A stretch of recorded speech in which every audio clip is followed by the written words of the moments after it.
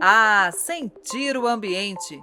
Aqui é a trilha dos sentidos, né? Uma trilha que convida o visitante a percorrer descalço, de olhos vendados, para sentir diferentes texturas, usar outros sentidos além da visão para sentir o ambiente. Aqui dá para conhecer um pouco mais sobre o Cerrado e também sobre a Mata Galeria. São Carlos tem, né, vegetação de cerrado e de mata atlântica de interior, né? Então aqui nós reproduzimos o cerrado junto com a Mata Galeria, porque também o cerrado é considerado o berço das águas, né? Então a Mata Galeria é uma vegetação típica, né? Um tipo de mata ripária que acompanha os cursos da água. Na mesma área, painéis trazem informações sobre a evolução da paisagem no município de São Carlos, os animais que habitam a região e os impactos ambientais causados pela ocupação urbana. Essa é apenas uma das atrações do Jardim da Percepção, uma exposição de 600 metros quadrados ao ar livre no Centro de Divulgação Científica e Cultural da USP em São Carlos. E sabia que o eixo principal da cidade segue a orientação geográfica norte-sul, baseada na Rosa dos Ventos? Desenhada no chão, logo na entrada do prédio do CDCC, dá para ver bem. A linha que indica norte-sul é paralela à principal avenida que leva o nome do município.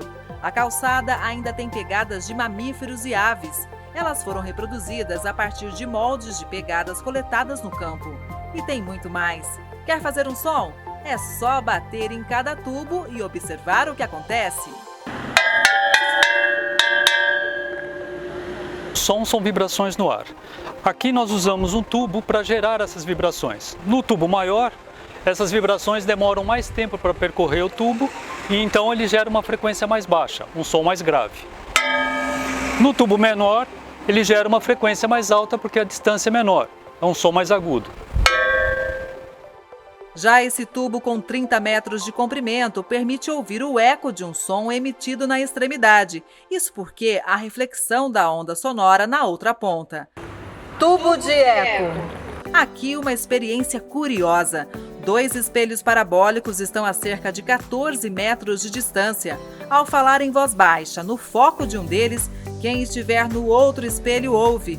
Ou seja, dá para bater um papo normalmente. Quando você fala, você gera vibrações no ar.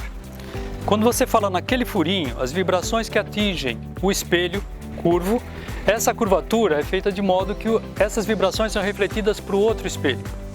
Esse outro espelho novamente reflete essas vibrações para aquele furinho. Então, se você falar aqui e a outra pessoa estiver com o ouvido lá, ela vai ouvir mesmo que você fale muito baixinho. Nem sempre o que vemos corresponde à realidade.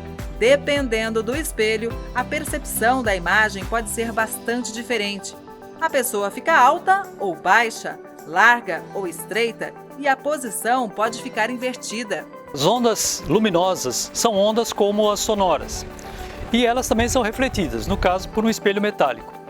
Quando a onda incide no espelho plano, os ângulos com que ela retorna são idênticos aos ângulos que ela bate e por isso você vê uma imagem idêntica ao real. Mas no caso de um espelho curvo, esses ângulos mudam dependendo da posição onde elas batem, então a imagem fica deformada. Espaço também para a observação das formas no processo evolutivo. Além de visualizar, ao tocar em cada crânio, dá para sentir as diferenças.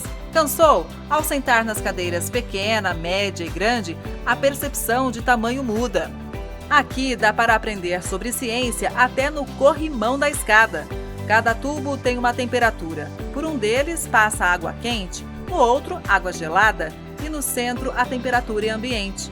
Primeiro a pessoa coloca cada uma das mãos nos tubos laterais e depois as 2 mãos são colocadas ao mesmo tempo no tubo central. As nossas mãos não são termômetros muito bons, elas trabalham por comparação.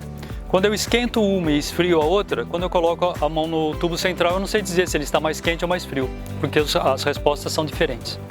Essa é a alavanca. O desafio é levantar a cadeira puxando só uma das cordas. A que está mais distante do eixo exige menor força.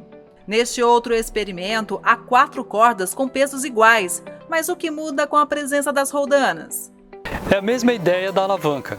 Quanto mais você movimenta para o mesmo deslocamento do peso, menor a força que você tem que fazer.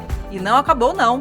Chegamos à Casa Maluca. Aqui, em vez de descer, a bolinha de sinuca sobe. O mesmo acontece com a água. Parece que vai descer, mas não. E olha como ela sai do filtro. Será que dá para levantar da cadeira sem apoiar em nada? Difícil, viu? Tudo isso tem explicação.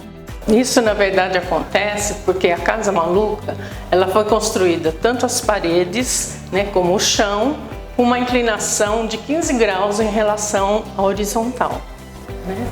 Então, essa inclinação faz com que os nossos olhos vejam uma coisa quando entramos, né? E o nosso labirinto acaba percebendo de maneira diferente o espaço. E não é à toa que a Casa Maluca chama a atenção dos visitantes. E você também pode conhecer tudo do Jardim da Percepção. É o CDCC mostrando a ciência na prática.